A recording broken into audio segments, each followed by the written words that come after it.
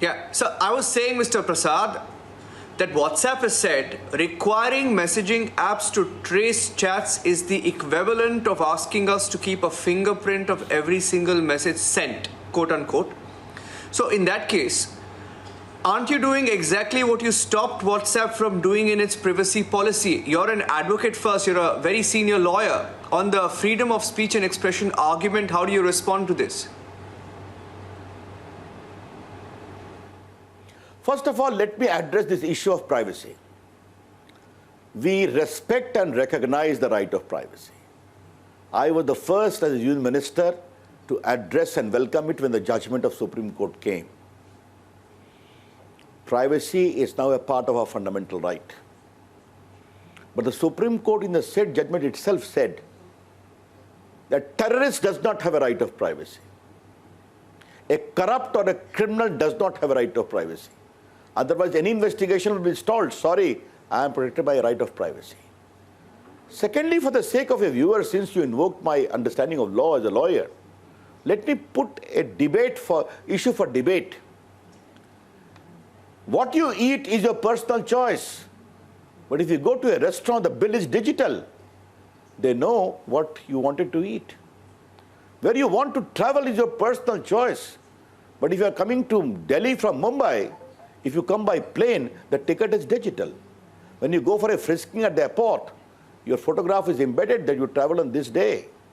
Then either you cycle from Mumbai to Delhi or you decide don't to travel. Let us understand what privacy is. Privacy means the core of individual identity. Your matrimonial record, your sexual preferences, your health record, your medical record, your property tax record, and most important, the right of your child, inherent right to protect. That is what is meant by privacy. Here, what we are seeking from WhatsApp, again, ordinary users of India who are using WhatsApp have nothing to fear. Young people continue to give messages to your girlfriend or girlfriend to your boyfriend also, is the IT minister saying. Doctors to patient, lawyers to clients, journalists to their source. No problem. What we are seeking is very simple. Please understand. Yeah. In case of any WhatsApp message which has already gone viral, leads to violence, crime against sovereignty of India, integrity of India, riots on a massive scale, or compromising the dignity of a woman, showing her nude photograph, or sexual violence with a child. Only and only in these cases, you will have to reveal who is the origin of this nuisance, who started it. That's all. We are not seeking the message. That is already viral, mob lynching and others.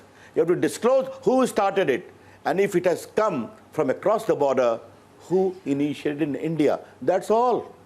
And by the way, can you deny that in the riots in the wake of CA in Delhi, lots of messages of WhatsApp came from across the border, which became viral and fueled the riot? Therefore, security is important, safety is important, and the rights are important. And we are not invading any right whatsoever. I repeat, no messaging on WhatsApp will be at all open.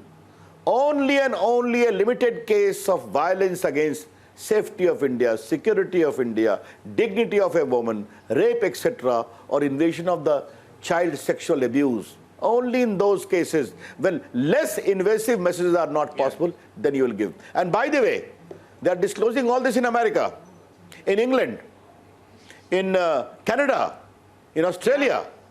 Yeah. You will disclose everything upon being asked there, but not here. Therefore, I only want to say that all this argument of privacy invasion is a hogwash. Let the law minister, the IT minister of India repeat on Republic TV that ordinary users of WhatsApp have nothing to fear at all. Their messages are safe, secure, continue to use. Today, WhatsApp has the biggest presence in the world in India. We respect that. Facebook has the biggest presence in the world in India. We respect that. Earn good money. But only in the case of aggravated crime, which I explained, And by the way, the message is already in public domain. People are viral, circulating and recirculating it. That ye khurafat kisne shuru ki? Who started the mischief? You'll have to disclose. Yeah. Last question, Mr. Ravi Shankar Prasad. Thank you for answering that question. I think you've put it in a very, very concise way. And coming back to the last point that I wanted to make to you, I think what you said made perfect sense in the times that we live in. And what has happened in the last 2 or 3 days, I want to repeat that point because there is one social media intermediary that has over 500 million users in India. And on that platform, a video of rape and gang rape has been doing the rounds for the last 2 or 3 days. And I think every Indian, and I think even a journalist would want to know who started it. And we would like to trace where it all began. Now, that said, my last question to you, Mr. Ravi Shankar Prasad, you've said the pandemic, okay, coming to an overall digital question, you've said that the pandemic has not only laid threadbare the issue of digital divide, which you have addressed in your last answer, but more importantly, it's recast our view of digital access as a critical component to an equitable society. Now, how has the government helped India overcome this challenge during the pandemic? I think now more than ever, we realize how powerful a tool digital and social media can be, isn't it? You're asking this question to a person who is handling Digital India for the last more than 5 years? Don't you have seen the success of this? Yeah, that's why we'd like to discuss that, yes. To address people who are in quarantine. The bulk of messages, crores in number. Yeah. What is the work from home?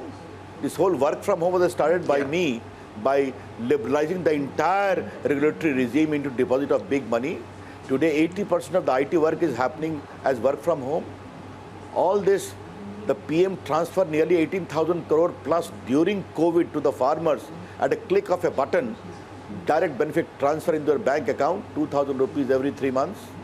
Haven't you seen all the vaccine is being taken on an app developed in India by Indians on which they are registering themselves and their numbers are being conveyed as to on this day you have to go on this facility to get the vaccine? This whole large number of contract tracing, Arogya Setu app. All again, these are many examples as to how by digital involvement you can bring relief. Ayushman Bharat, again the healthcare for crores of Indians is being managed digitally. Yeah. Therefore, Digital India's theme, and let me explain for your viewers what is Digital India. Digital India is designed to empower ordinary Indians with the power of technology, bridge the digital divide, and most important, bring in digital inclusion. Today, with 770 crore smartphone plus in India, when I see young men in the Kasbah and villages of India doing Googling, getting information, exchanging messages, learning all the messages for their empowerment, digital coaching for students, I am very happy that indeed India is changing. We have to fast track it. Mr. Prasad, I wish that would be a headline. And the irony is the times that we live in, we never see the headlines around how far we've come as a country digitally. Always a pleasure to have you on Republic TV. Thank you for taking your time off and speaking to the viewers of Republic. Mr. Ravi Shankar Prasad, stay safe. And thank you for speaking to us tonight. Can I take just half a second? Go ahead, sir. Can I? Hello? Go ahead, sir. Go ahead, sir. Just to reinforce what you have said. Go ahead, sir. Go ahead. Under the direct benefit transfer, we have linked up 37 crore bank of the poor with Aadhaar card and their mobile number. And we are sending 440 welfare schemes into their bank accounts for the last more than 5 years. We have sent 11 lakh crore. And you know how much we have saved? 1,70,000 crore from middlemen and fictitious claimant. That is Digital India, for your kind information. Thank you. Thank you, Mr. Ravi Shankar Prasad. Thank you for speaking to us.